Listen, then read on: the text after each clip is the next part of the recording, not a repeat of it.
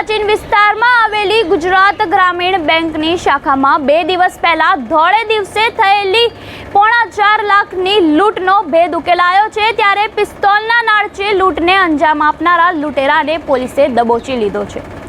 આરોપી એમેઝોન પ્રાઇમની ડિલિવરીની ફ્રેન્ચાઇઝી લેવા માંગતો હતો, જેના માટે તેને 10 થી 20 લાખ રૂપિયાની જરૂરિયાત હોવાથી પોતાના ઘરની નજીક આવેલી બેંકમાં જ લૂંટ કરવા માટે ગયો હતો। આરોપી ફ્રેન્ચાઇઝી લઈને મહિને 80 થી 90 લાખ રૂપિયા કમાવાના સપના જોઈ રહ્યો હતો। જોકે હાલ તો તેને પોલીસ સ્ટેશનની લોકઅપની હવા ખાવાનો વારો આવ્યો છે। પોલીસે આ મામલે વધુ તપાસ હાથ ધરી છે। ત્યારે 19 મે બેંક લૂંટવાનો પ્રયાસ કર્યો હતો આરોપીએ, પરંતુ હિંમત ન થતા તે પાછો ફરી ગયો હતો। ત્યારે 20 મે ફરી એકવાર પિસ્તોલ સાથે બેંક પહોંચ્યો અને મહિલા કર્મચારીને ધમકાવીને લૂંટ ચલાવી હતી। ત્યારે આપનું આ લૂંટેરા અંગે શું કહેવું છે અને કમેન્ટ બોક્સમાં આપના મંતવ્યો જરૂરથી જણાવજો અને આવા વધુ અપડેટ માટે જોડાયેલા રહો નવજીવન ન્યૂઝ સાથે।